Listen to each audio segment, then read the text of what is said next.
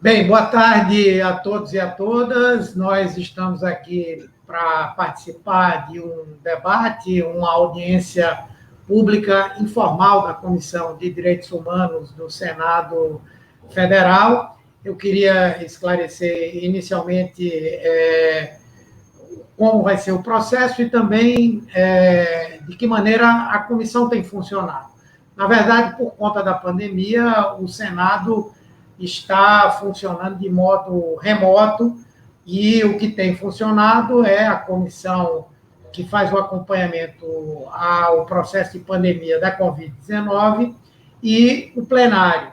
As comissões, elas têm funcionado informalmente, de modo que esse evento que nós estamos promovendo agora, ele é uma audiência pública informal, é uma live.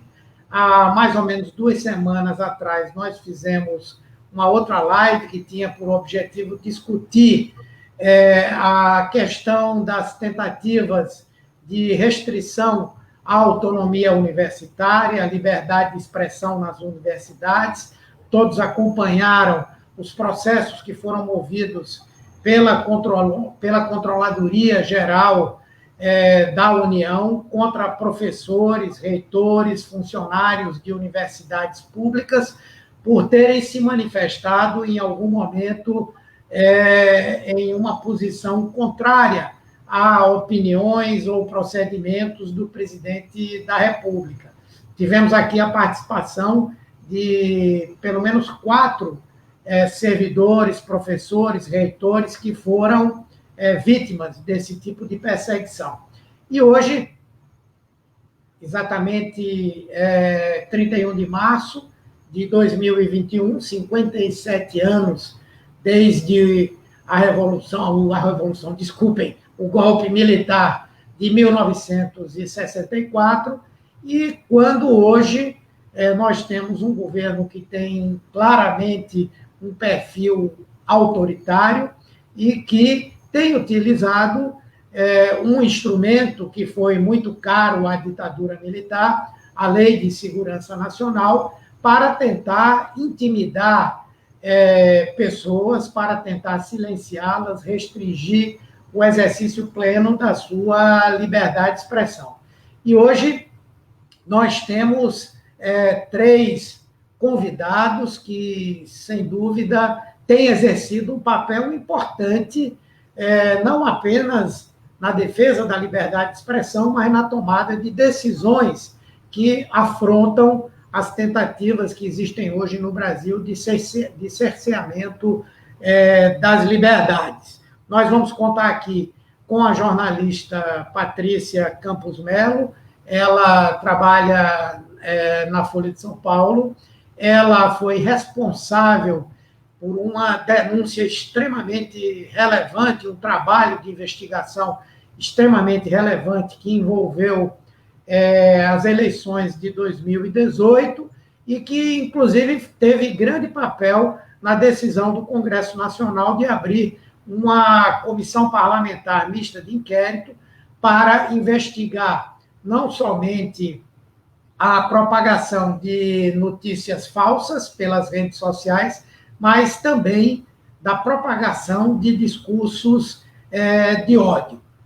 Ela, inclusive, foi vítima de uma gigantesca perseguição. Aliás, os 3 que estão aqui hoje, uma gigantesca perseguição pelos chamados bolsomínios, né, que promoveram ataques os mais diversos contra ela e contra os nossos outros 2 convidados.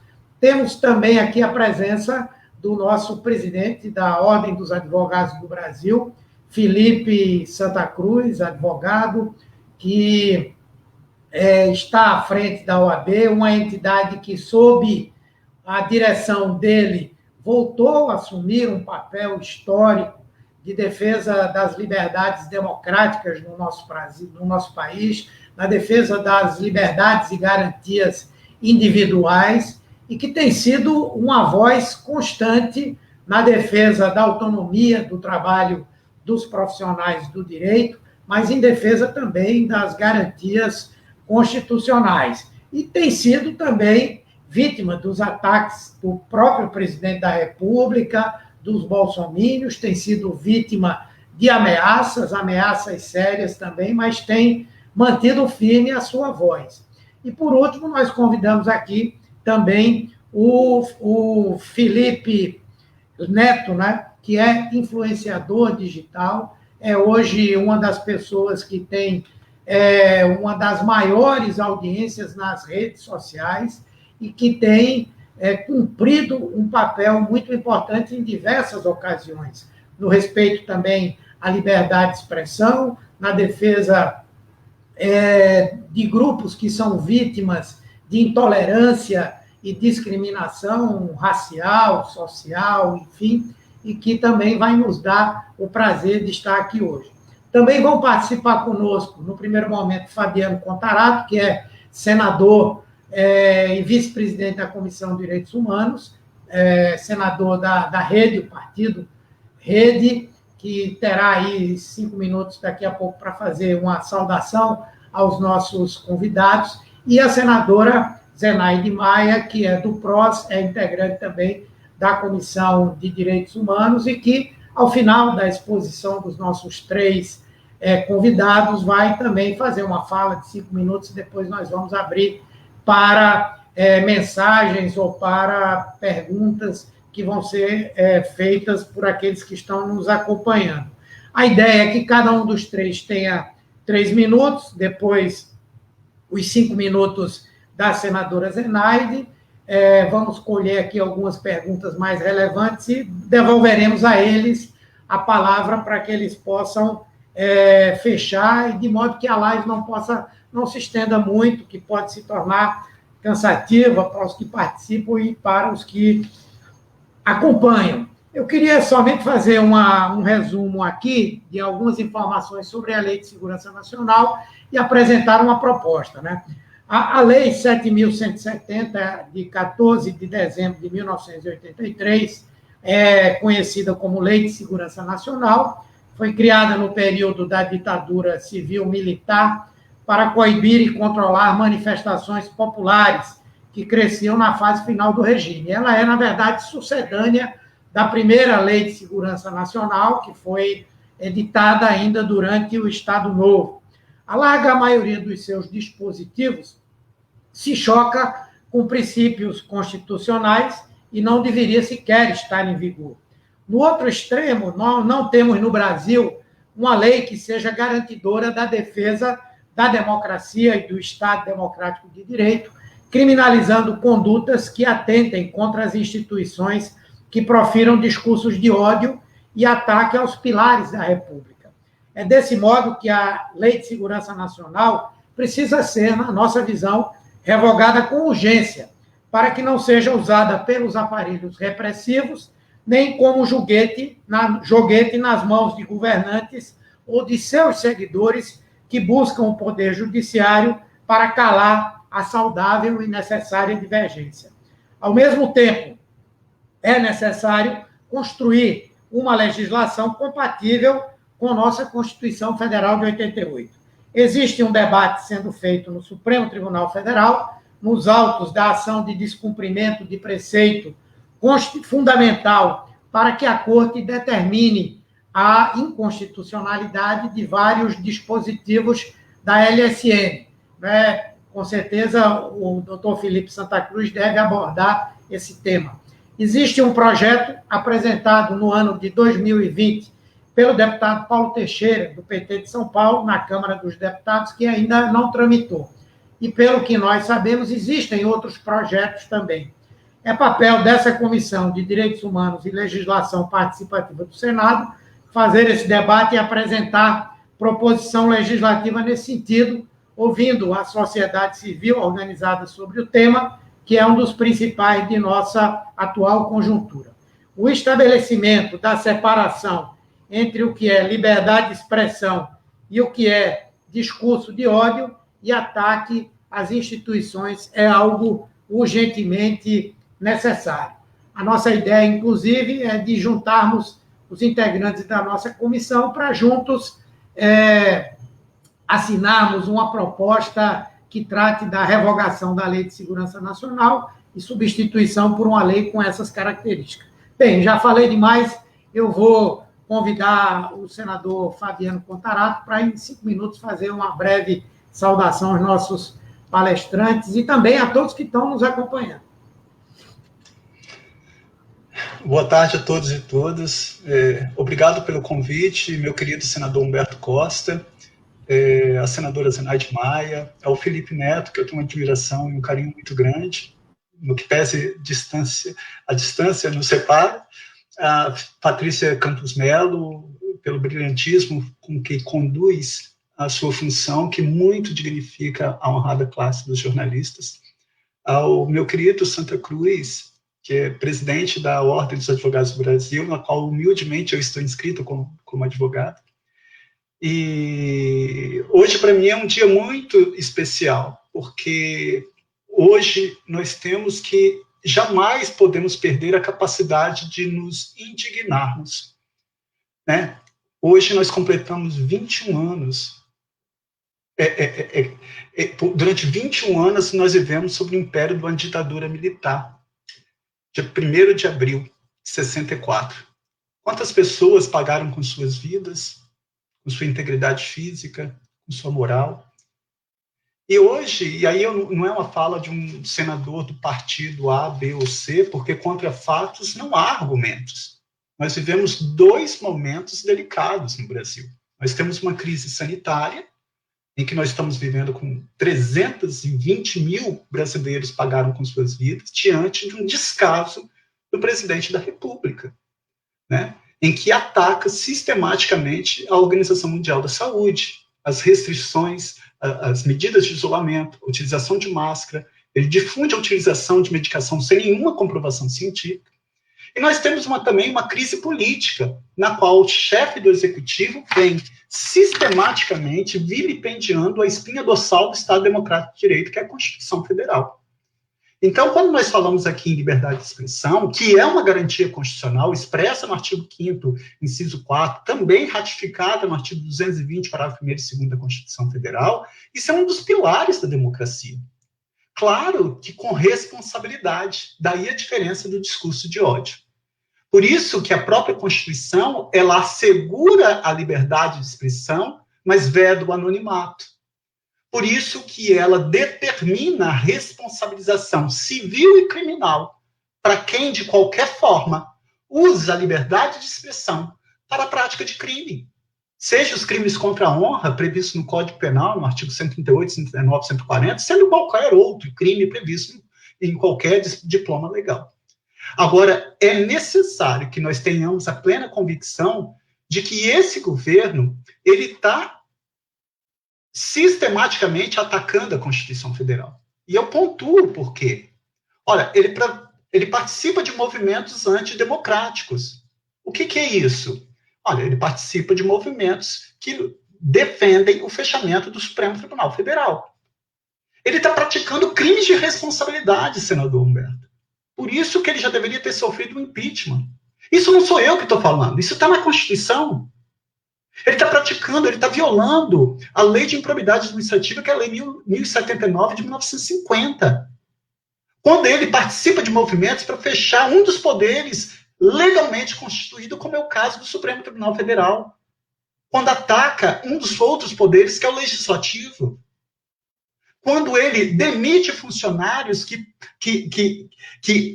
estão cumprindo a sua função diante de um mérito e não pelo achômetro ou um comportamento negacionista, como aconteceu com Ricardo Galvão no meio ambiente. Quando ele participa de movimentos atacando a Ordem dos Advogados do Brasil.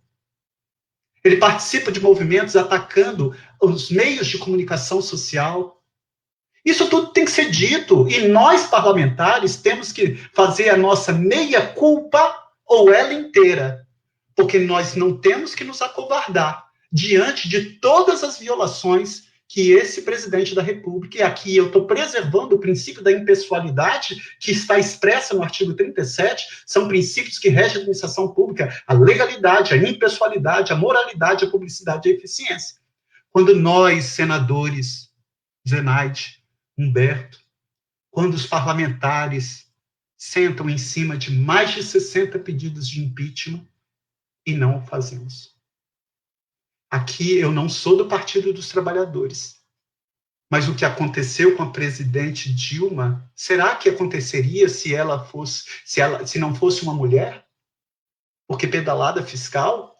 Porque eu não tenho dúvida, meu colega Felipe Neto, que quando a premissa constitucional de que diz que todos somos iguais perante a lei, independente da raça, cor, etnia, religião, origem, pessoa com deficiência ou idoso, é apenas um abstracionismo.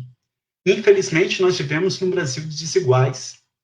Assim como Martin Luther King, eu também tenho um sonho. Eu sonho um dia em que eu não vou ser julgado por minha orientação sexual, em que minha irmã não vai ser julgada por ser mulher, por ser negra.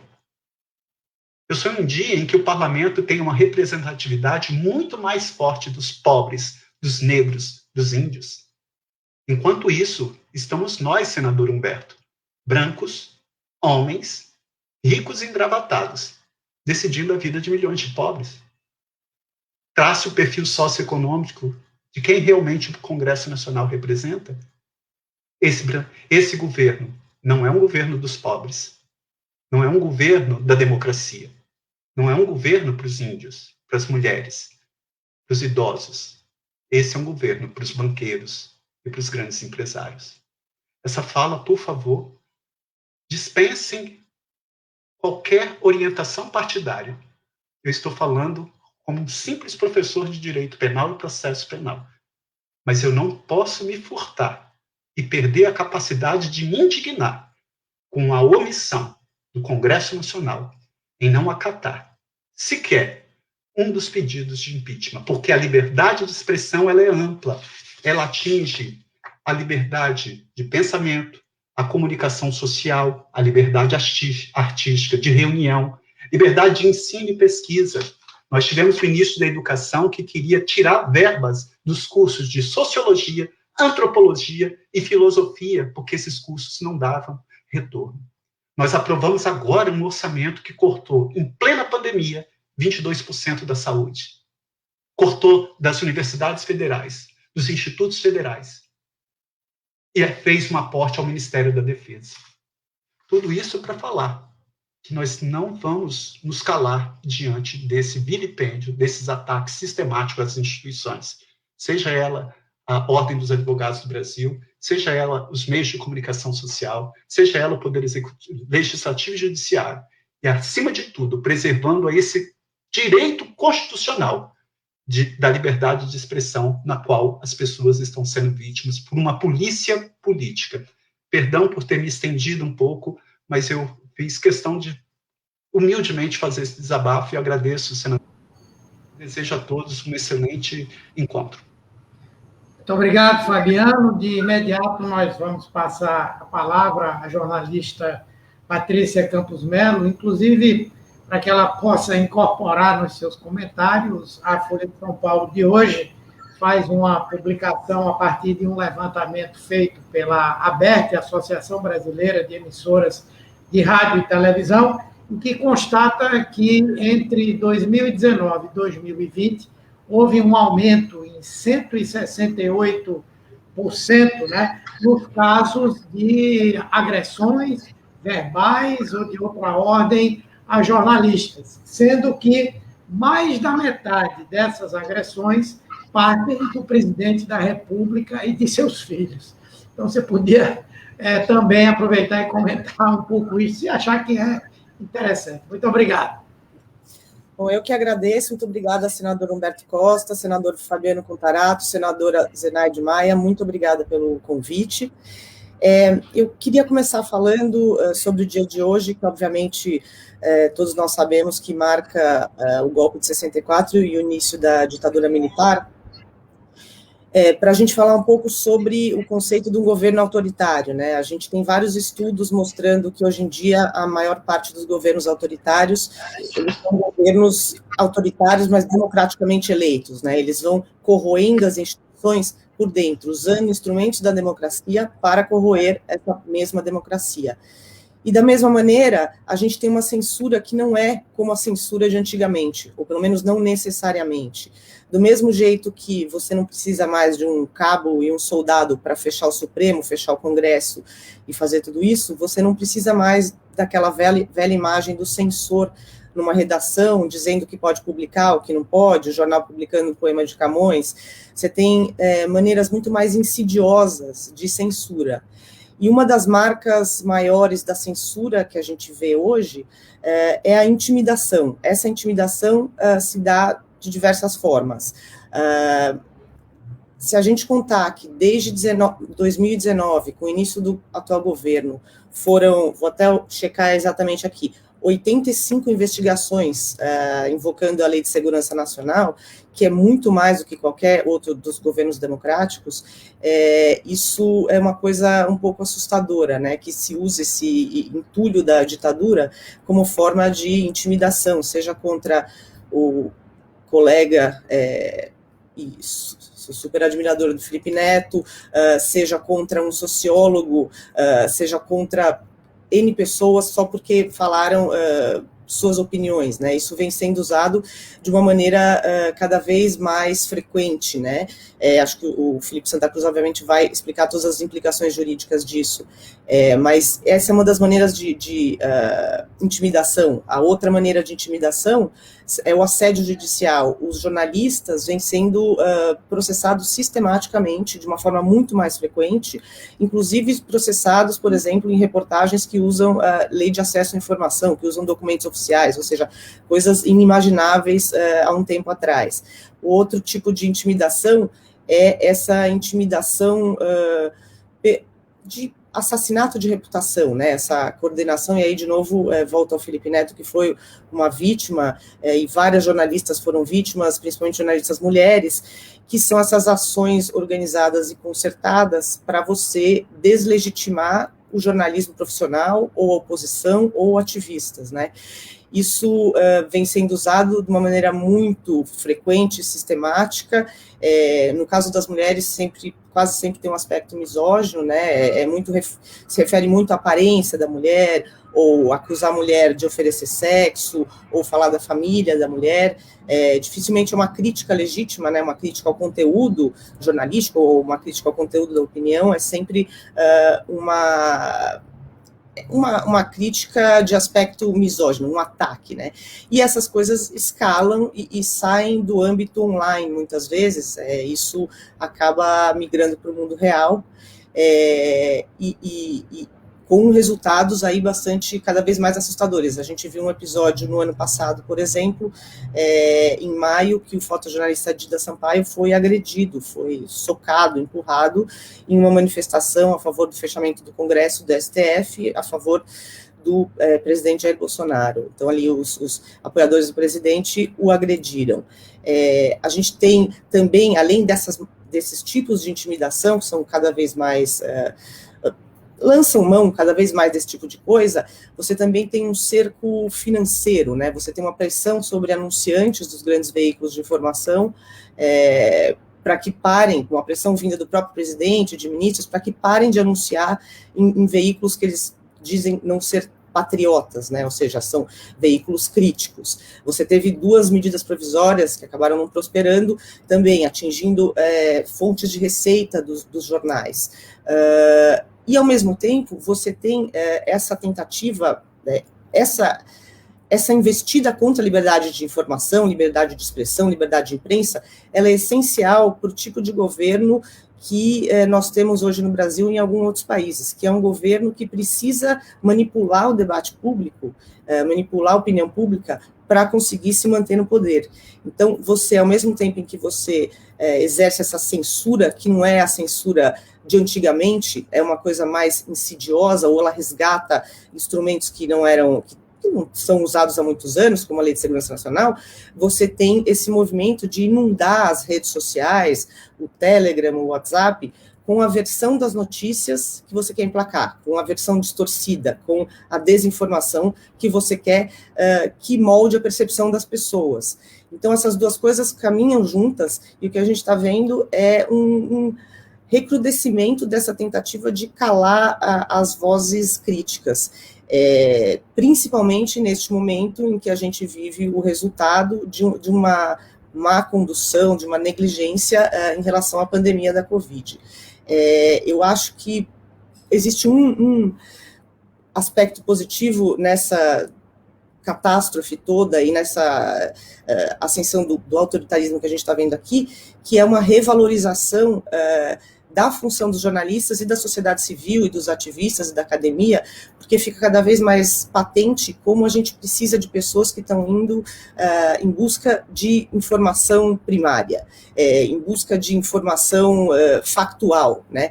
Isso é muito valorizado num momento em que a gente está questionando os fatos básicos da verdade, né? A gente não tem uma base comum de fatos aceitos por grande parte da sociedade. Até as coisas mais básicas estão sendo questionadas e estão sujeitas à distorção. Então, eu vejo com muita preocupação, obviamente, todas essas investidas, todas essas maneiras de intimidação em relação a jornalistas, ativistas, academia. Eu acho que elas estão funcionando, de certa maneira, em intimidar e assustar as pessoas. Acho que ninguém está se autocensurando, mas é uma coisa que está deixando as pessoas crescentemente inseguras.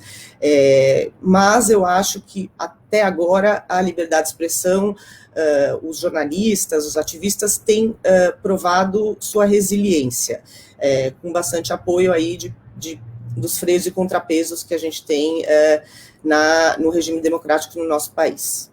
Era mais ou menos isso que eu queria falar, gente. Muito obrigado pela sua palavra, muito importante, muito enriquecedora, e depois você volta para os debates se colocar. E uma coisa que é muito relevante, né? O nível, se vocês quiserem também se manifestar sobre isso, o nível de ataques que são feitos às pessoas que desagradam vários desses apoiadores do atual presidente e do movimento que ele representa, são ameaças extremamente sérias. Vejam agora o que ocorreu em relação ao governador de São Paulo, que teve que sair da sua residência pessoal para ir para o palácio, porque a sua segurança já não garantia que ele pudesse estar efetivamente incólume aos ataques que eram prometidos. Da mesma forma, o Felipe Santa Cruz também já passou por situações dessas ameaças.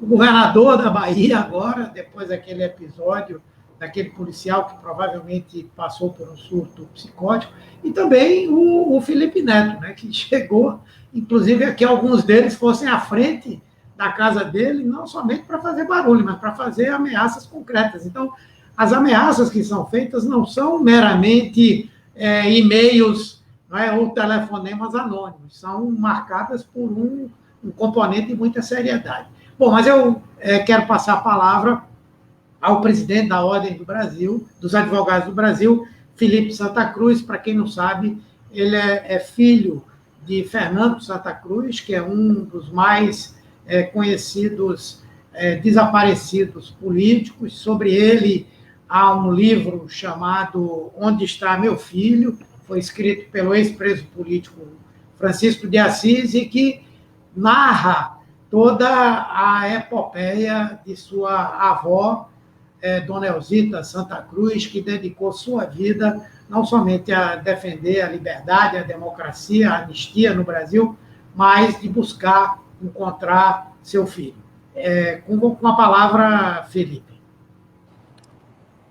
Quero cumprimentar a todos. Boa tarde ao senador Humberto Costa, amigo querido da minha família há muitos anos, né? Detentor da nossa admiração.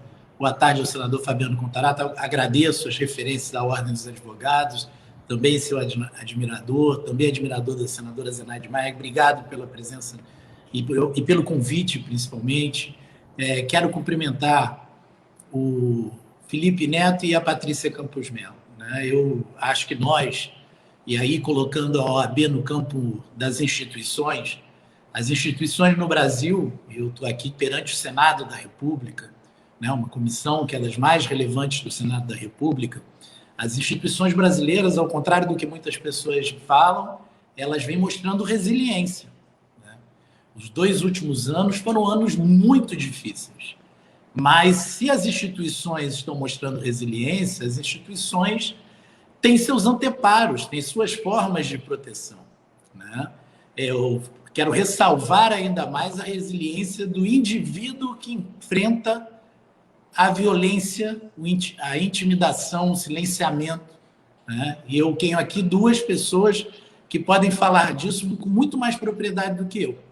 A Patrícia, que é uma brilhante jornalista e já nos brindou aí com grandes matérias, ela é o símbolo do horror, que esse ódio que está espalhado pelas... Eu digo mais nas redes do que nas ruas, porque também ele tem uma falsa... Pelo volume nas redes sociais, ele confere uma falsa ideia de ser majoritário, né? Na rua, eu tenho certeza que a relação das pessoas com a Patrícia é de admiração. Eu demorei a entender esse processo. Ele não é um processo com uma relação direta com a realidade. Ele também passa por uma falsificação com a utilização nas redes. Mas a Patrícia, e aqui eu quero ressaltar, ela com muita elegância falou disso en passant, a Patrícia simboliza toda misoginia, todo machismo, ataque às mulheres, a incapacidade de tolerar mulheres em locais de fala forte ou com prestígio, todo esse ódio que se voltou contra a Patrícia, que é o ódio a uma posição de independência. Nossa Constituição, no artigo 5º, fala em liberdade artística, de manifestação, de comunicação. Como disse o senador, no 206 fala em pluralismo de ensino, né? Ela dá os caminhos para o direito de resposta, também no artigo 5º. E a nossa Constituição, acima de tudo, é uma busca de potencializar a independência. A liberdade, ela é permanentemente parceira da ideia de independência. O jornalismo deve ser independente, né? E esse ódio, por isso que eu quero aqui ressaltar que se volta contra a Patrícia, tem muito, sim, dessa herança machista do povo brasileiro, da cultura brasileira. Eu vou chegar aqui um pouquinho mais à frente nisso. Em relação ao Felipe, eu acho que ele também é um fenômeno que é ligado às redes, pela influência enorme que ele possui, né, por fruto do trabalho e também da criatividade dele. É um campo de batalha prioritário desse ódio. Então, na medida que ele ataca as mulheres jornalistas, os jornalistas, mas ele precisa destruir o inimigo direto. O inimigo direto, e aí eu quero separar o campo institucional, não é a Ordem dos Advogados do Brasil. Eu tenho, 80 mil seguidores no Instagram, mal sei usar o aplicativo, né? O inimigo direto é um produtor de conteúdo, de cultura, de pensamento, de crítica. O inimigo direto é aquele que está disputando esse cenário de terra sem lei das redes sociais que eles estão tentando ganhar. Então, o ataque ao Felipe também tem uma força simbólica e também merece das nossas instituições, assim como a OAB fundou no início da minha gestão um observatório para a liberdade de imprensa, para defender no cotidiano essas questões. Também a OAB tem se preocupado com a liberdade de manifestação, a liberdade de trabalho e a própria, e aí vou dar um passo à frente, a própria utilização da lei e do direito, né? Esse fenômeno que em inglês é o lawfare, né? Ou seja, é a utilização do direito, o aparelhamento do direito para a perseguição política. Em bom português é isso, é o direito como uma arma de perseguição. E aí, fazendo novamente um diálogo com os meus parceiros aqui de evento, o Felipe tem uma postagem há mais ou menos um mês, onde ele diz, olha, eu achei isso uma das coisas mais apropriadas para o lawfare, isso aqui não é contra mim.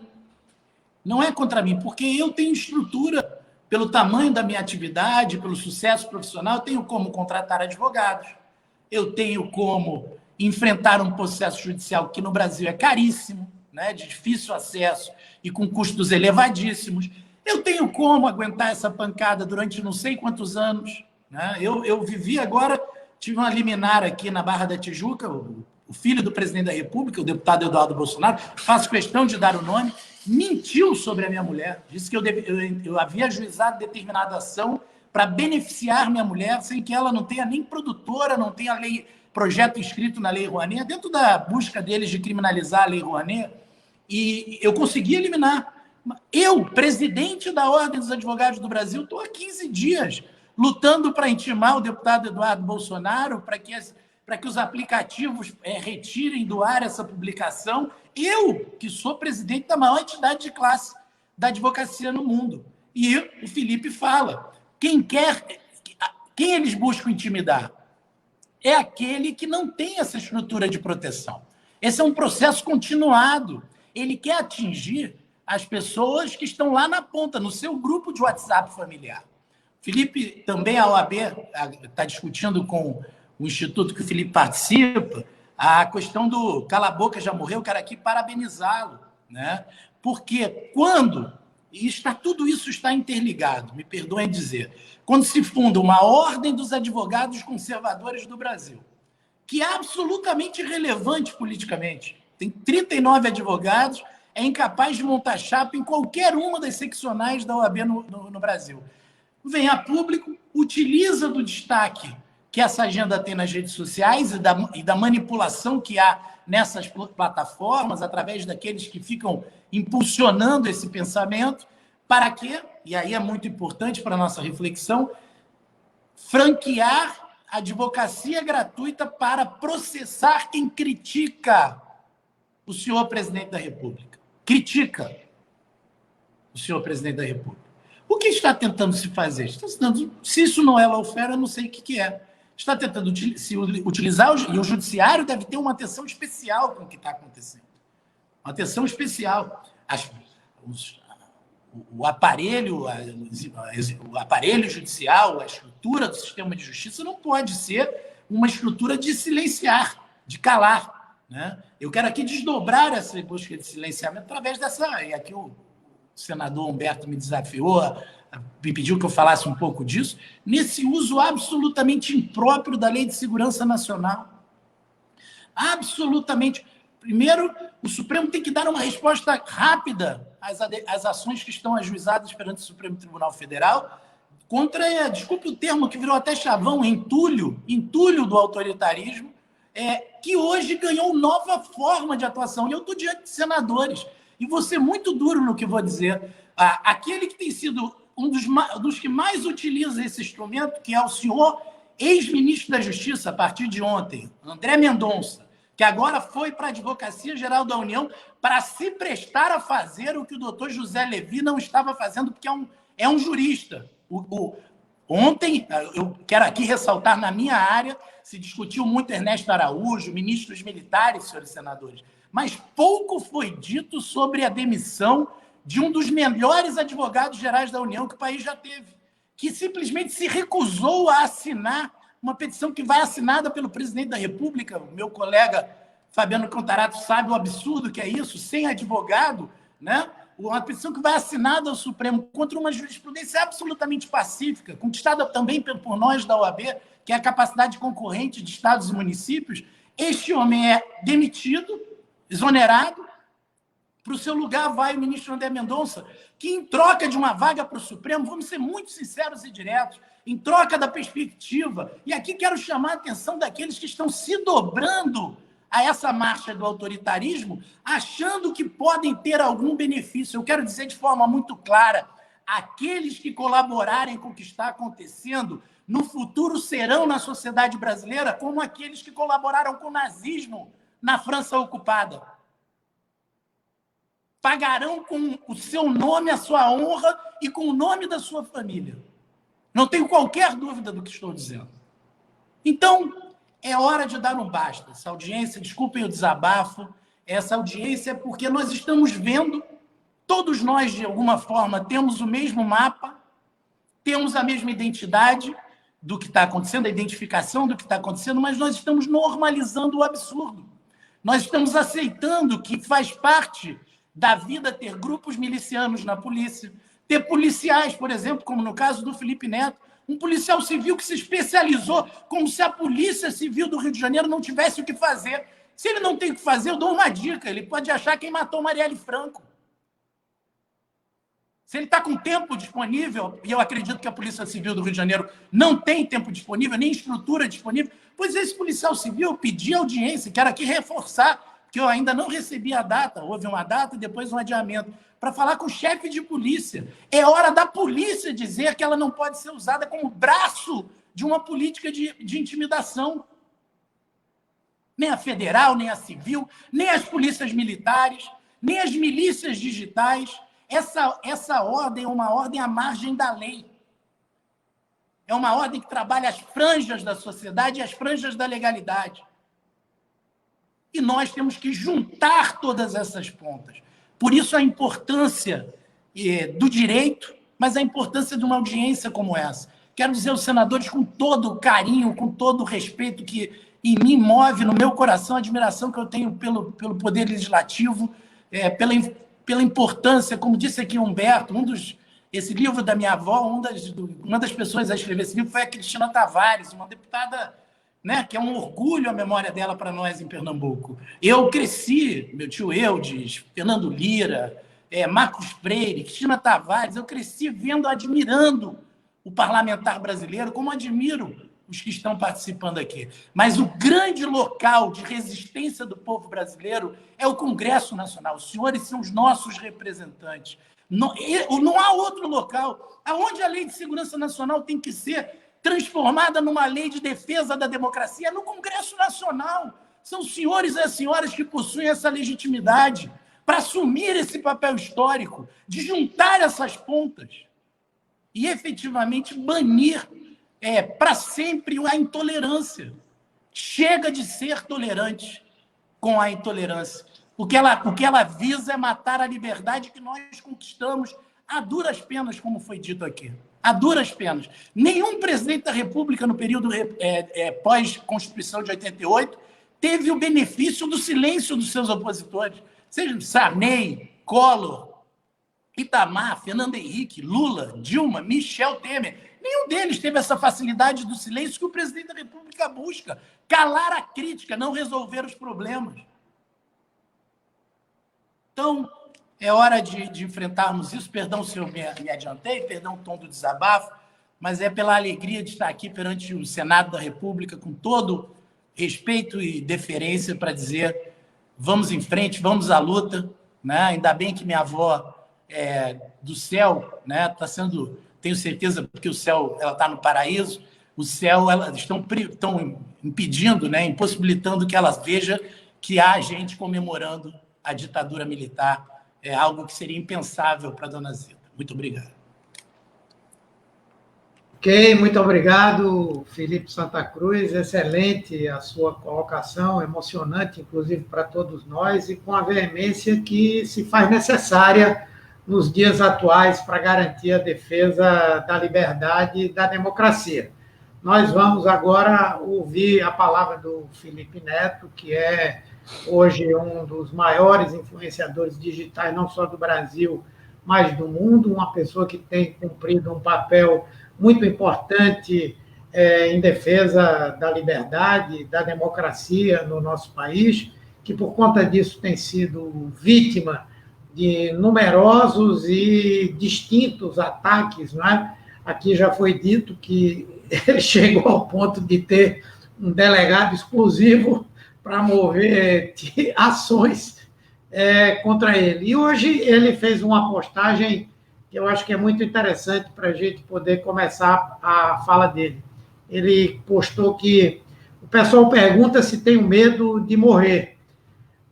Lutar pela democracia é viver. Quem não luta já está morto. A palavra é sua, Felipe. Obrigado. Obrigado, senador. Eu quero agradecer o convite aos senadores, ao Felipe Santa Cruz e à Patrícia Campos Melo, que já se tornaram amigos de luta, amigos de tantas coisas que já passamos aí, mesmo nesse pouco tempo. Hoje é um dia muito triste para o Brasil, né? É um dia que representa uma tristeza para a nação.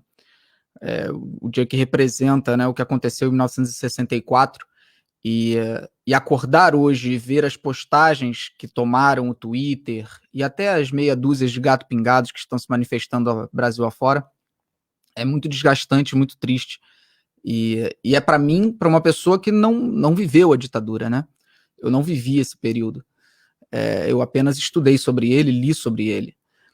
E estar aqui na presença do Felipe Santa Cruz, cujo pai foi perseguido e assassinado por essa corja militar, né, pós-golpe em 1964, eu imagino que dor deva representar para ele, para sua família, ver essas pessoas comemorando e celebrando esse dia como se fosse uma revolução que foi necessária para o país, e sempre, como sempre, utilizando o eterno fantasma do comunismo como argumento, né? É incrível como o fantasma do comunismo sempre está à espreita do Brasil, mesmo sem nunca ter efetivamente sido uma ameaça real, sem nunca o Brasil ter flertado ou sequer realmente tomado uma atitude ou dado um passo nessa direção. Ele sempre continua no discurso da extrema-direita para impor medo na população.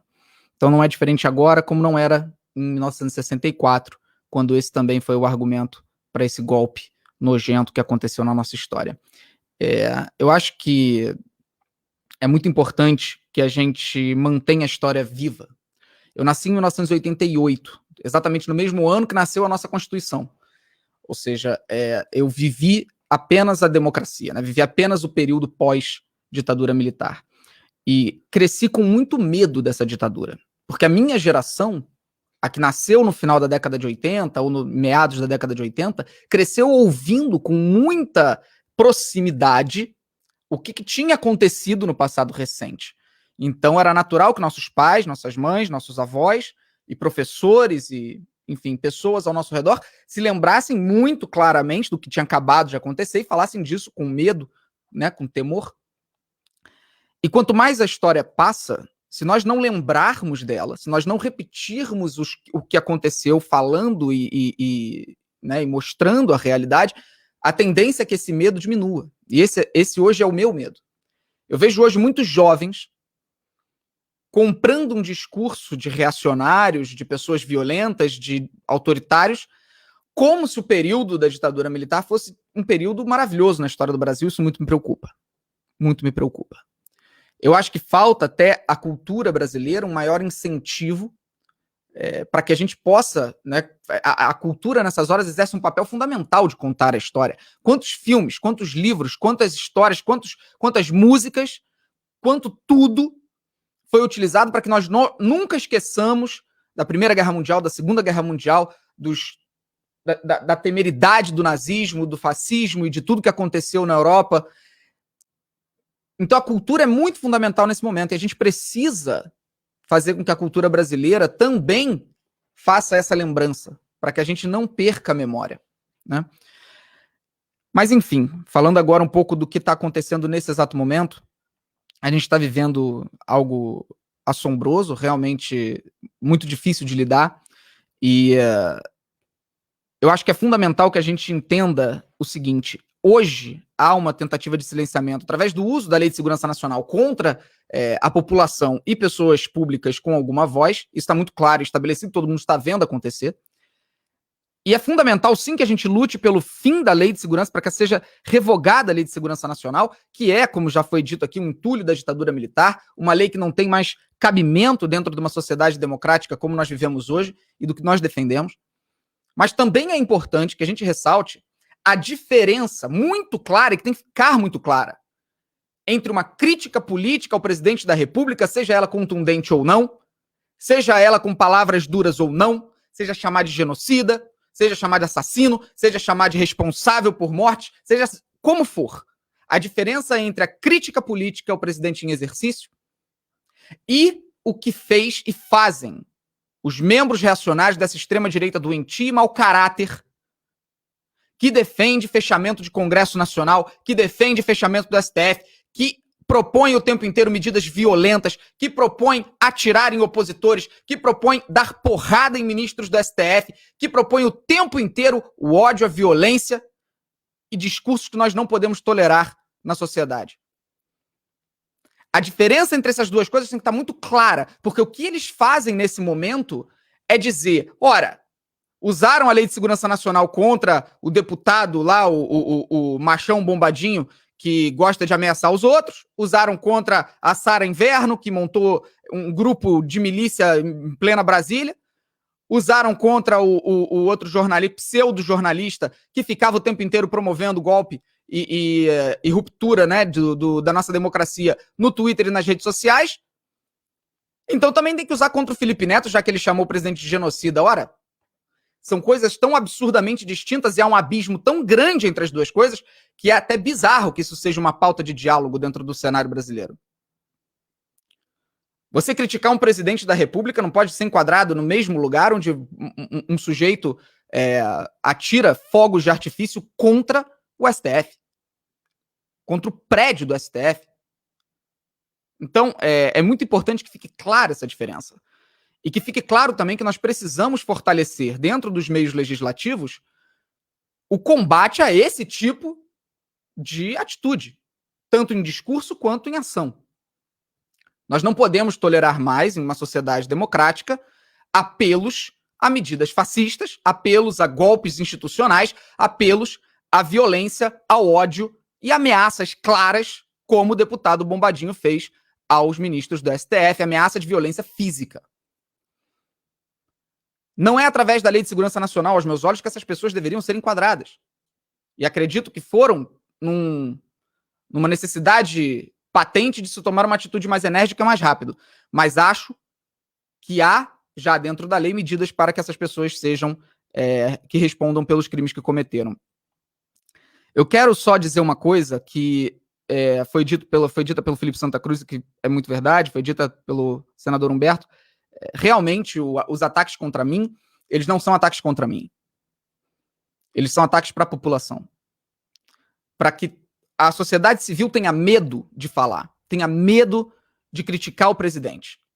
É isso que eles querem fazer. Eles sabem que, ao me atacar, isso reverbera, isso sai na imprensa, e a população como um todo fica com medo porque não tem como reagir, né? Foi justamente por isso que nós criamos o Cala a Boca Já Morreu, para defender essas pessoas judicialmente, caso elas sejam perseguidas ou atacadas de qualquer forma, com abuso de autoridade contra a liberdade de expressão, e nós vamos defender gratuitamente essas pessoas, como já estamos fazendo em dezenas de casos. E é importante que a gente saiba que essa violência, ela só vai aumentar. De agora até 2022, até o período eleitoral, ela só vai escalar. Ela não vai diminuir.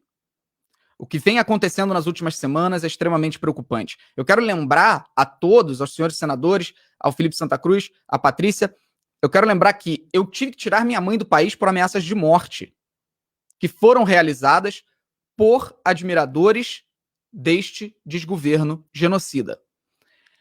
E eu quero lembrar também, porque é algo que ficou perdido na história, que depois que eu tirei minha mãe do país por ameaças de morte, o senhor Carlos Bolsonaro, no Twitter, ao me responder em um determinado post, ao tentar me atacar em um determinado post, terminou o tweet falando: "E beijos para sua mãe".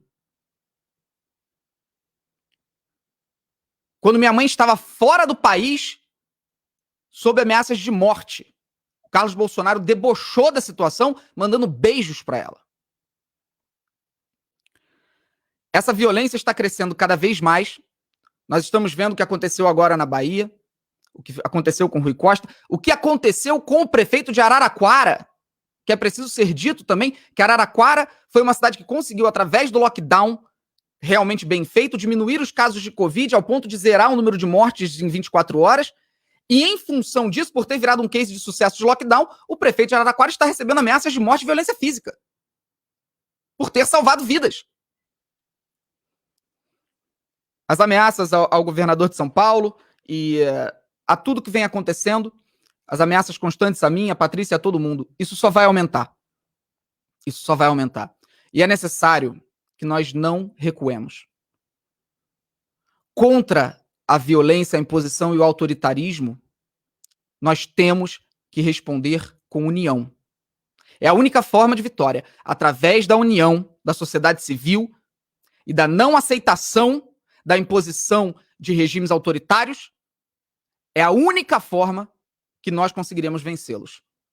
Eu termino realmente ressaltando a importância de que todos nós, sociedade civil, terceiro setor, primeiro setor, segundo setor, os empresários que tenham um mínimo de consciência, que botem a mão na consciência ao invés de botar a mão no bolso, pelo menos uma vez na vida, e que todos os representantes do povo que trabalham dia e noite, como os que estão aqui, que todos nós estejamos unidos para o que vem por aí, que vai ser muito pior do que tudo que a gente viveu até agora. Nós vamos precisar de união, nós vamos precisar de resposta, eu estarei junto com vocês e eu espero que a gente vença. Nós vamos vencer isso em 2022. Obrigado.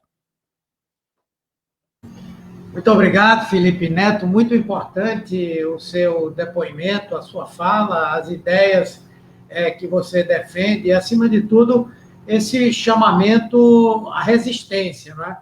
Eu concordo com essa avaliação de que as coisas tendem a piorar, porque o presidente da República e seu grupo estão entrando numa escalada de desespero muito grande, né? Desespero porque tem perdido apoio na sociedade, apoio da população, perdido apoios em todos os segmentos da opinião pública, e inclusive em setores empresariais que deram suporte a esse governo durante um bom tempo, por conta da sua política econômica. Até esses têm retirado esse apoio. E a reação que o Bolsonaro tem no momento em que se sente encurralado é de reagir de forma violenta, é de partir para um enfrentamento político, que nós temos que ser firmes no sentido de resistir, enfrentar e fazer valer o que pensa a maioria da população brasileira. Eu vou dar a nossa querida senadora Zenaide, que é senadora do Rio Grande do Norte, pelo PROS, a fala, é integrante da nossa Comissão de Direitos Humanos também, é uma das parlamentares mais combativas do Senado Federal e que tem um importante trabalho nessa área de direitos humanos, que ela possa tecer por 5 minutos os comentários sobre essas importantes manifestações que ouvimos, e daqui a pouco a gente transmite para vocês algumas perguntas que seriam importantes serem recebidas. Tem muita gente acompanhando, muita gente gostando da live, muito forte essa hashtag Cala a Boca Já Morreu, muita gente participando, e a Zenaide tem, então, o seu tempo para fazer essa manifestação. Obrigado. Boa tarde a todos e a todas presentes. Desde já agradecendo aos nossos convidados, Humberto.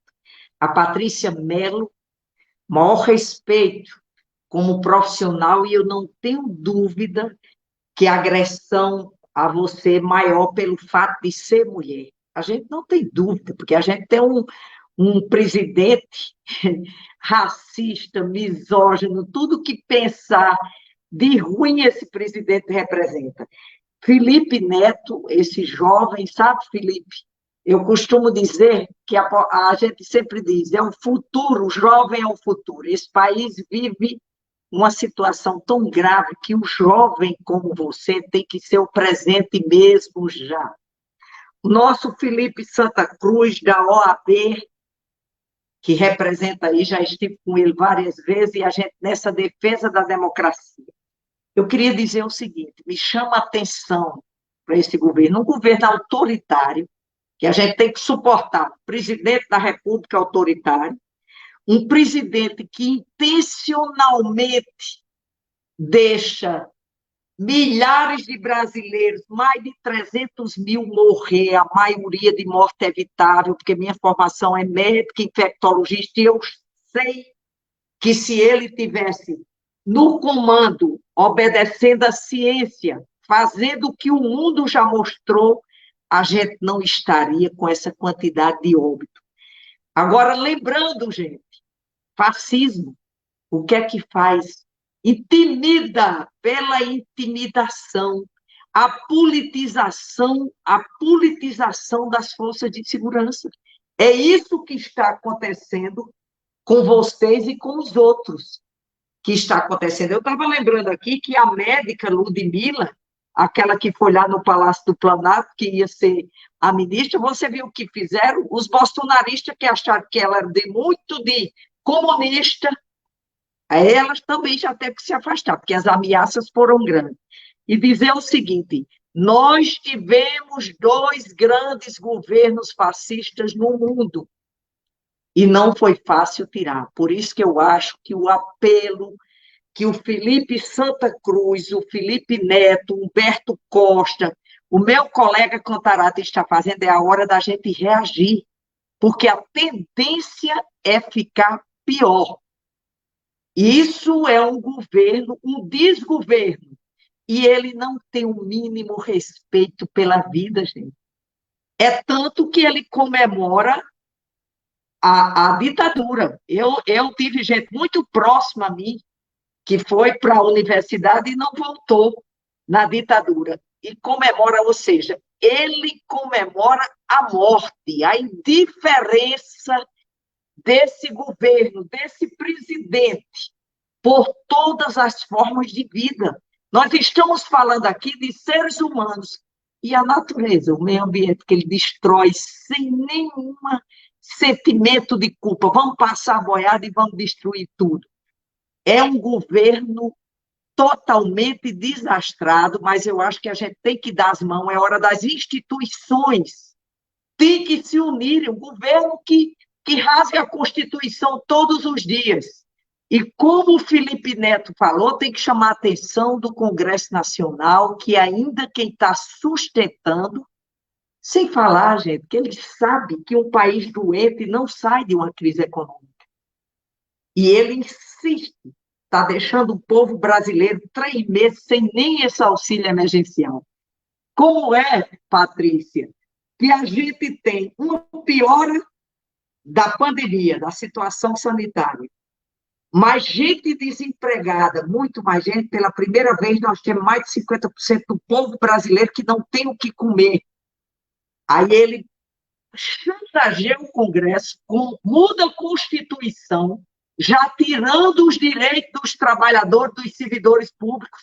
A ironia disso, que são aqueles servidores que estão na linha de frente, cientistas dentro de laboratório, médico, enfermeiro, pessoal do SAMU, do Corpo de Bombeiros, que estão ali salvando a vida do povo brasileiro, eles já perseguiram, porque o Congresso teve que votar, porque senão ele diria que a gente estava contra o auxílio emergencial. Na pior situação, o auxílio emergencial vai ser de R$150.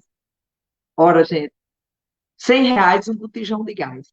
Então, eu queria aqui parabenizar vocês e dizer que podem contar com a gente. Como o Contarato falou, isso não é uma questão de partido A, B, C, verde, amarelo, azul, que, aliás, o verde e amarelo agora eles usam para desgastar a bandeira brasileira. Isso aqui é uma questão de defesa de um país e de todas as formas de vida que habitam esses mais de 8.500.000 quilômetros quadrados. Então, contem com o Zenaide e contam com vocês. E eu queria terminar dizendo assim, cala a boca, já morreu sim, porque nós aqui, e vamos clamar a sociedade brasileira, as instituições, para dar as mãos e manter. Não existe país forte com instituições fracas, e é isso que ele quer fazer, intimidar o povo. Intimidar, isso se chama fascismo. Lidar com um ditador já é difícil, mas parece que ele tem mais 5, né, que são os filhos. 1, 2 ou 3, parece que é 4 ou 5 já. Então, já é difícil imagina uma família toda. Então, o Zenaide está aqui na luta pela democracia, a gente sabe o que é a ditadura, a liberdade de expressão. Por que eles temem vocês da imprensa? Porque informação é poder, gente. O que eles não querem é o poder. Por exemplo, o Felipe falou da cultura. Cadê o Ministério da Cultura? Foi a primeira coisa que ele acabou. A cultura, ele tirou os recursos da cultura brasileira, porque ele sabe que a cultura é a digital de um povo. Se nós não sabemos de onde viemos e como estamos, para onde vamos. É isso que o fascismo prega, é isso que o autoritarismo prega, e nós não vamos calar. Cala a boca, já morreu, com certeza. Eu acho que a gente tem que fazer até umas camisetas. Assim. Obrigada a vocês. Bem, muito obrigado, senadora Zenaide, muito boa a sua contribuição para essa nossa discussão, e aqui nós vamos engrossar um grupo de senadores, não só da comissão, mas além dela, que possam, todos eles, assinarem também esse projeto que se propõe a revogar a Lei de Segurança Nacional e apresentar também aqui no Senado uma versão de uma lei de defesa do Estado democrático de direito. Então, eu tenho certeza que todos nós vamos estar juntos com esse objetivo. Eu queria fazer uma pergunta, transmitir aqui uma pergunta ao presidente da OAB, Felipe Santa Cruz. De que maneira a OAB, ou Sua Senhoria, você, encara as nossas possibilidades de, no Supremo, declararmos a Lei de Segurança Nacional inconstitucional, ou pelo menos alguns pontos importantes, e qual a possibilidade de nós mobilizarmos esse setor que sempre é fundamental na luta por direitos e garantias individuais e coletivas, que são os advogados brasileiros por intermédio das suas entidades. Agradeço a pergunta, sendo muito direto, eu sou um otimista, né? Senão não continuava essa batalha com tantas dificuldades que estamos sofrendo. Eu sou um otimista, espero que o Supremo caminhe nesse sentido e logo, né? Há já ações que merecem esse olhar atento e rapidamente, mas eu queria voltar a um ponto do que eu falei. Nós, na sessão do Conselho Federal, a mesma sessão que, inclusive, senadores, tiramos a posição de apoiar a instalação da CPI, dessa pandemia, da CPI dos crimes, inclusive crimes comuns. A OAB encaminhou à Procuradoria-Geral da República uma representação onde aponta crimes comuns que o presidente da República praticou durante a pandemia, né? Na condução irresponsável, assassina, que Jair Bolsonaro e seu governo deram a essa pandemia. Falou aqui a senadora Zenaide com muito mais propriedade do que eu, e quero eu aqui também publicamente dizer que todos os dias estou torcendo para que os cientistas sejam pessimistas, na verdade estejam errando, né? Porque as previsões para o futuro próximo são terríveis, Então, nós levamos esses crimes à PGR, estamos estudando o que fazer em caso de omissão do senhor procurador da República. Eu acredito que o procurador cumprirá a sua missão constitucional. Mas, voltando ao tema da Lei de Segurança Nacional, eu vou participar de uma audiência pública na semana que vem. Já foi dito aqui que o deputado Paulo Teixeira tem liderado esse debate. Volto a dizer que entendo que o grande espaço de enfrentamento e solução desse problema se encontra no Congresso Nacional, numa lei de defesa da democracia, que reafirme que no Brasil, como diria o pensador, é preciso reafirmar o óbvio, já que até o passado é incerto, né? Estamos vivendo nesse 31 de março a incerteza sobre o passado, que reafirme as garantias de reunião, de expressão, de manifestação, as formas de defesa da democracia. Eu quero aqui pegar o gancho da fala do Felipe, né? Não há, eu passei a semana esclarecendo isso, não há como comparar um cidadão que chama o presidente da República de genocida, entendendo ou não se pelo direito internacional o presidente é genocida, não há necessidade desse apuro técnico. Isso é um pensamento do cidadão que deve claramente ser manifestado, com a mesma situação de um parlamentar que utiliza a imunidade parlamentar, que é um instrumento nobre, né? Os senhores parlamentares sabem que nós tivemos o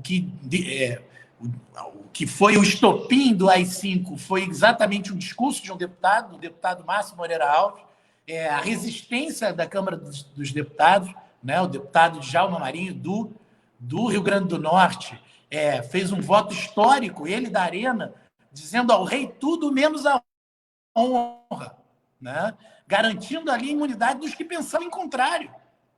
Agora, usar essa imunidade para apologia de torturadores, que é isso que o senhor Jair Bolsonaro fez no dia do impeachment de Dilma Rousseff. A apologia de um homem que torturou jovens grávidas presas sob sua custódia.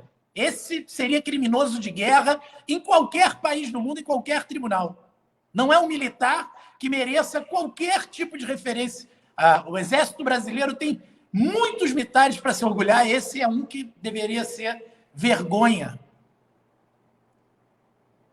Então, o grande espaço de defesa essa imunidade, quando utilizada contra a democracia, merece, sim, essa reação. Entendo eu que essa reação deve vir do próprio Congresso e de uma lei que aprimore a própria imunidade parlamentar, a imunidade da tribuna do Congresso, deve ser preservada para que ela não seja utilizada pró-fascismo, contra a própria liberdade, contra a própria democracia. Esse é o imbricamento que estamos. E a Casa do Povo, o Congresso Nacional, é o local para esse debate em primeiro plano, porque, senão, eu quero aqui dizer, parte desse lawfare, parte dessa utilização da estrutura do país, jurídica do país, do sistema judicial contra a própria cidadania, vem desse protagonismo excessivo que o Poder Judiciário vem tomando em vários temas.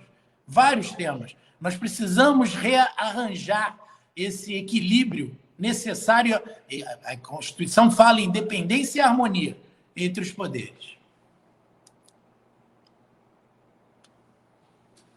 Muito obrigado, Felipe. Importante saber que você já está integrado a essa discussão com relação ao projeto que está tramitando na Câmara, e eu gostaria já de antemão lhe convidar para ser também um protagonista importante aqui no debate que nós vamos levar à frente sobre essa questão.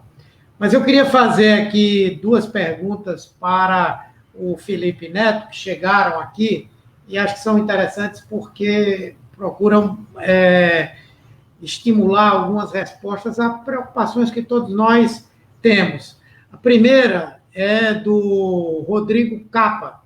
Ele pergunta como resolver essa segregação do nós contra eles na política democrática.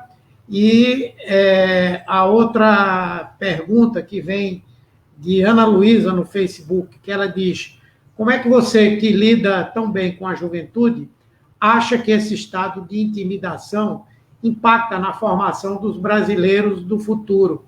O que é que você sente de retorno desse teu público, de milhões e milhões de seguidores? 2 questões gerais, assim, que eu acho que são bem interessantes. Maravilha. Bom, excelentes perguntas, né? Respondendo a primeira, eu sempre tento me manter, quando eu vou responder tecnicamente alguma coisa, dentro da minha área de expertise, que é a comunicação. No cenário político, sou um novato, até no terceiro setor sou um novato.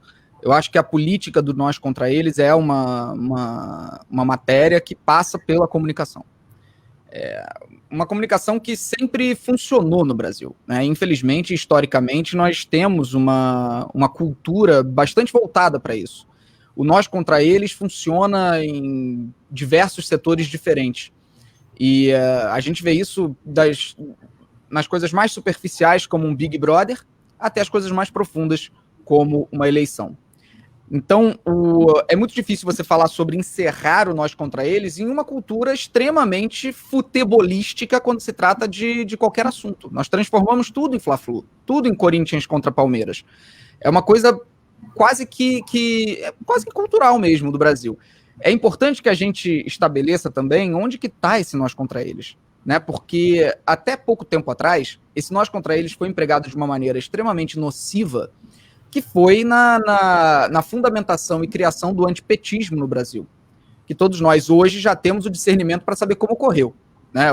O que foi a criação do antipetismo no Brasil, do qual eu fiz parte, inclusive, ativamente xingando, ofendendo e discriminando tudo que vinha relacionado ao PT.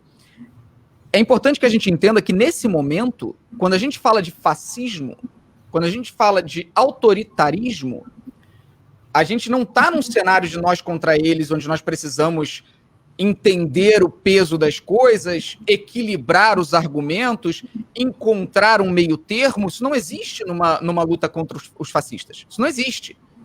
Então, esse momento específico é um momento de luta. Não pode ser visto de outra forma.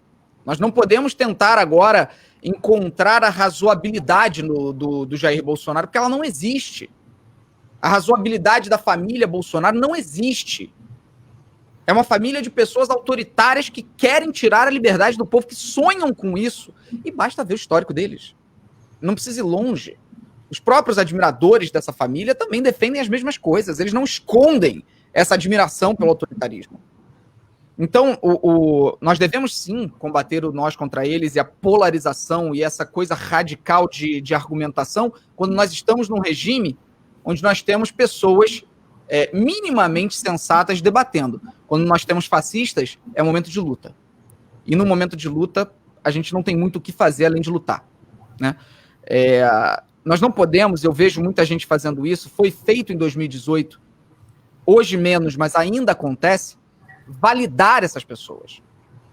Esse é um grande problema que nós temos hoje. A validação dos argumentos fascistas vem acontecendo ainda agora. Eu falo e sempre uso a CNN Brasil como exemplo, não gostaria de utilizá-los, adoraria que eles mudassem a postura, mas é necessário utilizar. Embora a CNN tenha jornalistas incríveis contratados, a CNN Brasil, desde que foi fundada, criou essa ilusão de que nós devemos mostrar todos os lados de todas as histórias. E isso não é verdade. Porque quando você vai falar sobre a Alemanha nazista, você não chama um nazista para debater. A mesma coisa tem que ser aplicada sempre quando estamos falando de negacionistas, quando estamos falando de obscurantistas, quando estamos falando de anticiência, quando estamos falando de pessoas que fazem as atrocidades que vêm sendo cometidas recentemente. Então, ver a CNN Brasil e outros veículos empoderando negacionistas e dando a eles a liberdade da fala como se fosse coerente, ao invés de interrompê-los no ato de suas falas tenebrosas e mostrar que são mentirosos, mostrar que são pessoas obscuras, pessoas que não podem falar aquilo que estão falando, deixam os argumentos serem validados. Então é importante que a gente não valide os argumentos fascistas, obscurantistas e anticiência. Então, com isso dito, falar sobre acabar com nós contra eles nesse exato momento, considero até uma utopia, que nós estamos num momento de luta. E a segunda pergunta, que foi, acho que sobre jovens, né? Foi sobre as consequências para os jovens, e isso é uma coisa que me preocupa bastante. Como eu lido com jovens cotidianamente, né, no meu trabalho, eu falo com muitos adultos e com muitos jovens também. Meu canal hoje tem uma audiência muito grande, são 300 milhões de visualizações por mês, o que atinge todas as faixas etárias, inevitavelmente. E eu vejo, nesse momento, com muita preocupação, um crescimento muito grande de jovens, principalmente do sexo masculino, esse crescimento deles em achar o Bolsonaro uma figura carismática, achar esse autoritarismo, essa violência, uma coisa carismática. Dentro do cenário gamer, há uma preocupação muito grande em relação a isso. Isso é debatido internamente entre criadores de conteúdo, entre as próprias plataformas, o porquê que isso está acontecendo. A gente ainda não tem uma resposta, mas a gente está tentando chegar nela. E me preocupa sim, eu já vou encerrar, me preocupa sim que nós tenhamos tantos jovens se tornando reacionários tão cedo. E mais uma vez eu volto ao que eu falei lá no início, quando eu comecei o discurso, que era: a gente precisa do apoio da cultura. A cultura é fundamental para que a gente sempre lembre do que é a história. E mostrar isso para os jovens é fundamental. Eu acho que é algo que eles não estão vendo hoje. É importante que a gente os lembre e que eles saibam exatamente o que vem pela frente se o autoritarismo vencer. Obrigado, Felipe. Muito boa, muito interessante a sua resposta, muito enriquecedora. Eu passo para fazer uma pergunta para Patrícia Campos Melo. Ela foi vítima de vários tipos de constrangimento, né? E a partir de tudo que ela vivenciou, especialmente dos ataques que ela sofreu por meio das redes sociais, ela escreveu o livro A Máquina do Ódio, né? E certamente teve que lidar de vários pontos de vista de como isso corrói a nossa democracia, né? E a nossa pergunta é exatamente como é que nós podemos fazer face a isso, a esse processo de corrosão da democracia que vivemos hoje e que tem como um dos fundamentos importantes a violência digital. Obrigada pela pergunta, senador. Queria também agradecer ao Felipe Santa Cruz, Felipe Neto, senador Contarato, pela gentileza e generosidade. Eu vou falar também do ponto de vista que eu entendo, vou ficar na minha casinha, que é do ponto de vista de informação. Eu acho que, em relação a essa erosão da democracia que a gente está vendo, a gente tem um desafio básico, que é fazer a verdade viralizar. Hoje em dia, a gente tem uma luta muito desigual. Vou te dar um exemplo. Se você diz bandido bom é bandido morto, isso é forte, curto e falso. Só que é muito mais emocionante, revoltante, do que você explicar em várias vezes por que isso não é a verdade, por que você precisa de educação, etc. Ou outra coisa, você dizer, vou te dar um exemplo, na eleição do Donald Trump em 2016, a notícia falsa que mais viralizou era sobre o Papa, dizendo que o Papa apoiava o Trump. Então, essa notícia circulou N milhões de vezes. Quando a verificação dessa notícia, né, explicando, olha, não foi isso, etc., ela não atinge as pessoas. A gente tem que achar um jeito de tornar a verdade sedutora e emocionante. Hoje em dia, por que as coisas viralizam? Porque elas ou corroboram uma crença, ou elas despertam um sentimento forte, uma emoção forte, revolta ou alegria de confirmar o que a pessoa acreditava, enquanto que se você vai fazer uma checagem de informação, ou você tem uma notícia real, elas são todas mais anódinas, mais neutras, né? E a gente tem esse desafio, como é que a gente faz a verdade se tornar mais sedutora, mais emocionante, né? Para que ela viralize. E em relação a uma coisa que o Felipe estava falando, que é a coisa de você dar espaço para todos os lados, eu acho que é essencial você dar espaço para todos os lados, mas isso não quer dizer que a gente vai fazer uma falsa equivalência ou o que a gente chama de doisladismo. Vou te dar um exemplo, também dos Estados Unidos, que era uma coisa muito comum, estou voltando para lá porque é de lá que tudo começou, né? Essa distorção e manipulação. Na época da eleição do Barack Obama, você tinha gente falando, assim, tinha relatos jornalísticos dizendo, algumas pessoas dizem que o Obama nasceu no Quênia, outras pessoas dizem que ele nasceu no Havaí.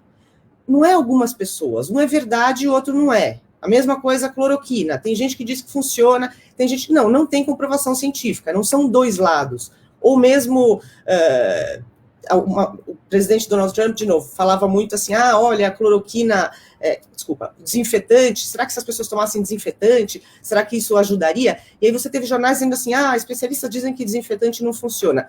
Alguns especialistas, não são todos especialistas, porque o que a gente vive hoje, que eu acho que é uma grande luta para a gente nesse momento, é que existe uma parcela grande da população que vive numa realidade paralela, né, que acredita em uma realidade completamente fantasiosa.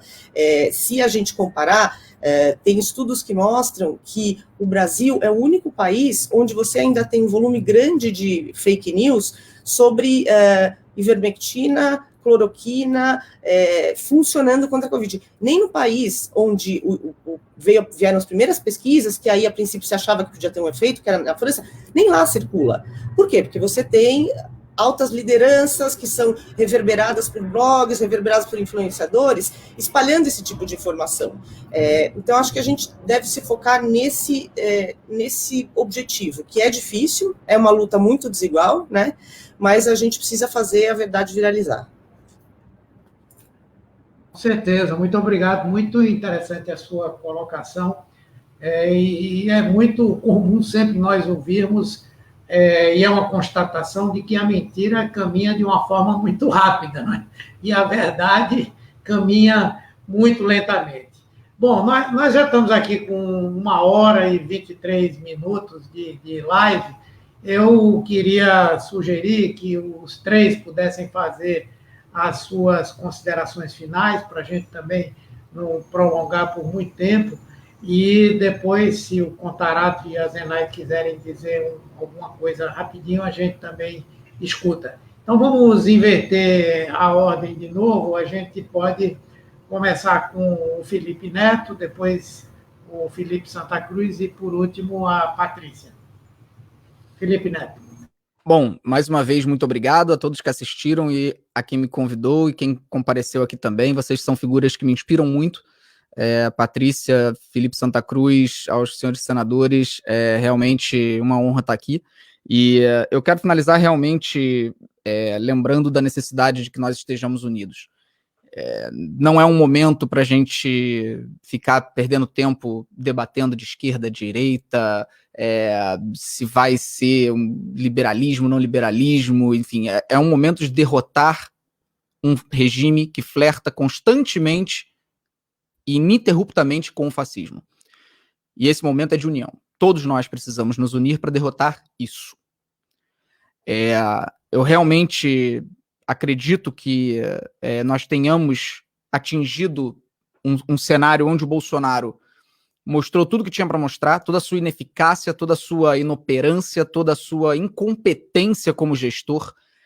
Os seus próprios seguidores enxergam isso, veem o que ele realmente é, exceto os que são completamente obcecados pela figura autoritária e doentia de Jair Bolsonaro. Nem doentia, mau caráter mesmo, porque doença parece que dá uma conotação de que não é culpa dele.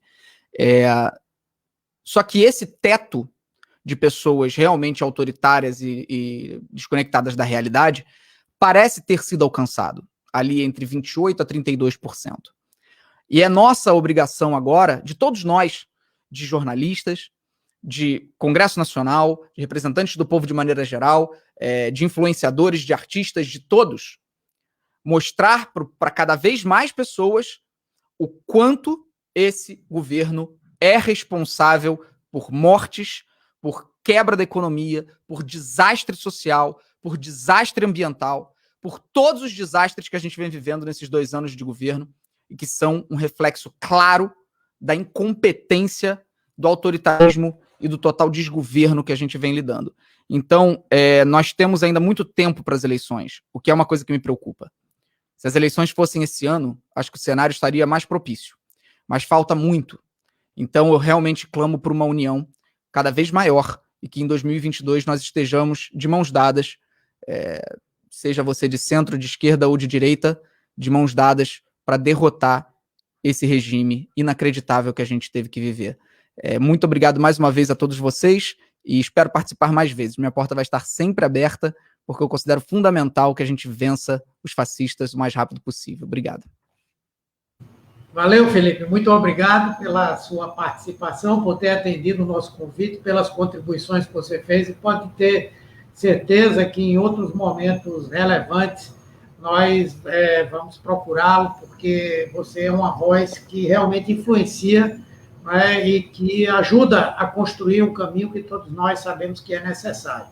Eu passo a palavra agora para o Felipe Santa Cruz, também agradecendo a participação dele e já de antemão dizendo que vamos usá-lo e chamá-lo aí em várias oportunidades, porque ele, não só pela sua história de vida e tal, mas também pelo fato de ser presidente de uma das entidades mais respeitadas do nosso país, tem sempre um papel muito importante na defesa da democracia. Felipe, com a palavra. Só para agradecer mais uma vez, mais um debate que faço junto com a Patrícia e com o Felipe, né? Mais um evento ainda que virtual, é sempre uma honra. Obrigado aos senadores, parabéns pela iniciativa, né? É um alento para quem é do povo, né? Para o povo poder estar no Senado falando o que estamos falando de forma livre, né? Viva a democracia, a Ordem dos Advogados, senador Humberto, está absolutamente à sua disposição. O jovem, quando recebe a sua carteira vermelha, que no dia que foi entregue ao senador Fabiano Cantarato, ele não jurou apenas defender o seu cliente, ele jurou defender o Estado Democrático de Direito, defender o meio ambiente, defender a ordem constitucional, defender os direitos humanos. Então, a OAB está no seu lugar, onde ela sempre deveria estar, a favor dos democratas. Termino com o mesmo pensamento do Felipe. É hora dos democratas brasileiros se unirem, não importa qual é a discussão econômica, nós estamos nas redes sociais disputando, por incrível que possa parecer, com aqueles que defendem a ditadura. Há 10 anos nós pensaríamos que isso seria impossível. O nosso silêncio e a nossa demora pode nos levar a um lugar ainda pior. Muito obrigado.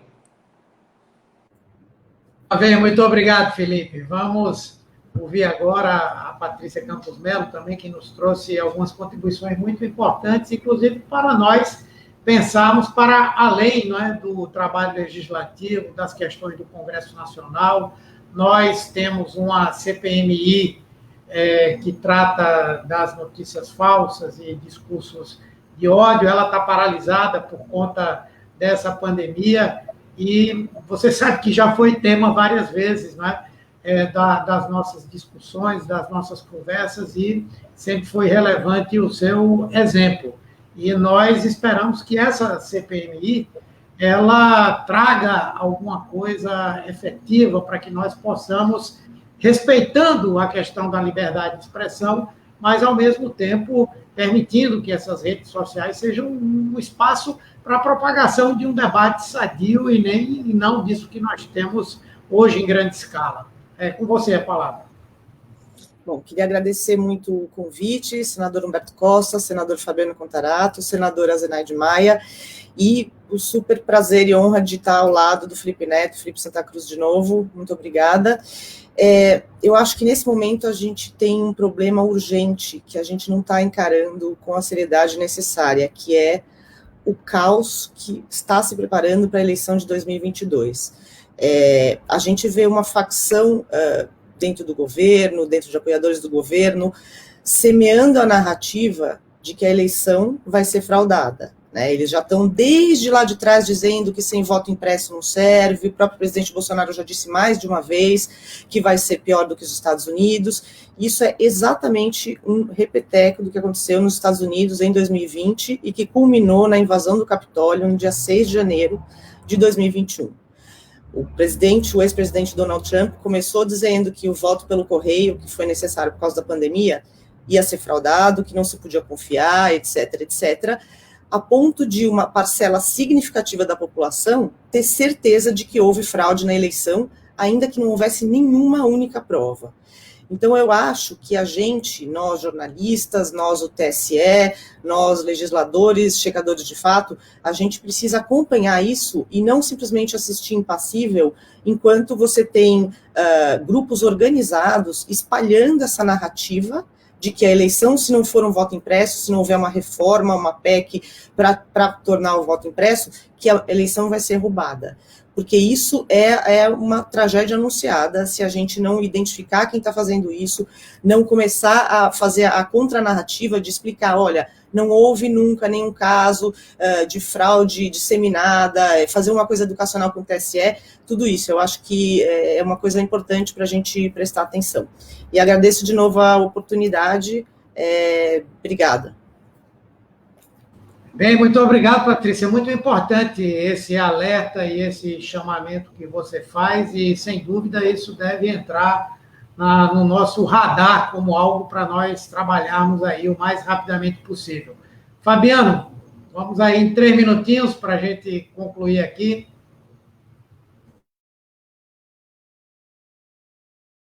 A minha querida senadora Zenaide, o Felipe Santa Cruz, o Felipe Neto, a Patrícia Campos Neto, tenho certeza que nós estamos imbuídos no mesmo propósito, e defender a democracia, para mim, é uma tarefa diária, é um exercício constante que é apartidário.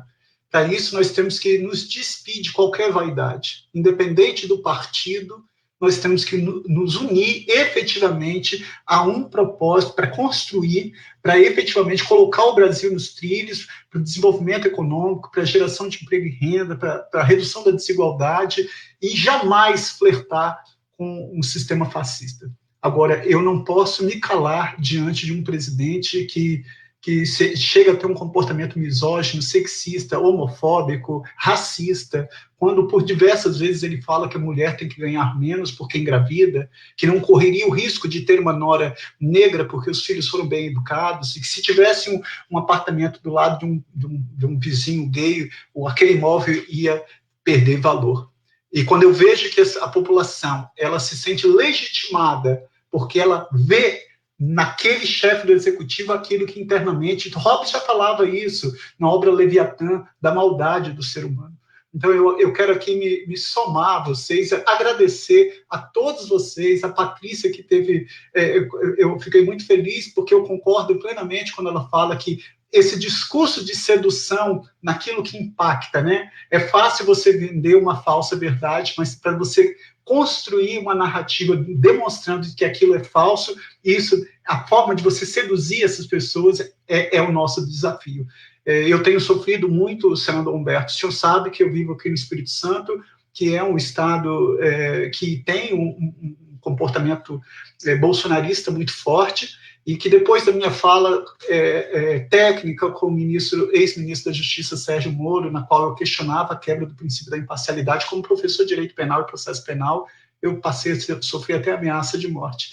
Então, é um momento de grande preocupação e de grande união que nós temos que ter, despindo-se mais uma vez de qualquer partido, de qualquer vaidade, imbuídos no mesmo propósito, que é manter a espinha dorsal do Estado Democrático de Direito, que é a Constituição da República Federativa do Brasil, a democracia. Muito obrigado e me coloco à disposição, o nosso mandato está à disposição de vocês, a OAB, a quem eu tenho um grande carinho, que faço humildemente parte, ao Felipe Neto, por ser esse influenciador que faz com que o jovem efetivamente reflita, porque ser cidadão não é apenas viver em sociedade, mas transformar essa sociedade. Patrícia, você dignifica muito a honrada classe dos seres humanos. Bem, com a palavra a senadora Zenaide. Muito obrigado, Fabiano, pela sua participação, pelas suas palavras também, por esse trabalho que nós estamos começando agora e que queremos que se fortaleça. Zenaide. Eu queria aqui agradecer rapidamente, eu sei que todos são cheios de compromisso, a Patrícia, e dizer, a Patrícia mostrou isso aí, essa questão de dizer que o voto não sendo impresso é porque a eleição está fraudada. Então, nos Estados Unidos não foi simples, que tem instituições fortes, porque se não fosse, eles chegaram a invadir o Capitólio, imagina no Brasil. Felipe Neto, Santa Cruz, dizer que eu me sinto honrada em ter feito parte dessa live, juntamente com o Contarato, o Humberto Costa, e que a democracia brasileira precisa de vocês também, gente. Muito obrigada. Bom, pessoal, muito obrigado a todos e a todas, aos nossos 3 convidados, a Patrícia, o Felipe Santa Cruz, o Felipe Neto, a todo mundo que acompanhou essa live, o pessoal que nos ajudou aqui, a Zenaide, o Contarato também.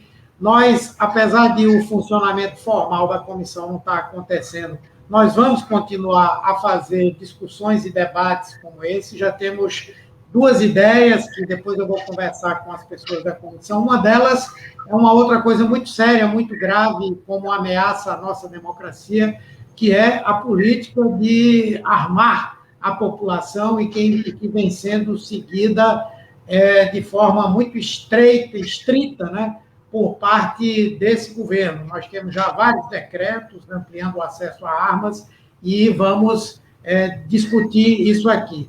E o outro é uma discussão um pouco mais estrita, mas diz respeito também aos direitos humanos, que é a retomada de uma discussão que particularmente tem acontecido aqui no Nordeste, de debater a possibilidade de utilização da energia nuclear, inclusive com implantação de uma usina aqui no estado de Pernambuco. Então, nós vamos juntar o pessoal da área ambiental, da área de produção de energia também, para trocar uma ideia e ver se esse é ou não um bom caminho.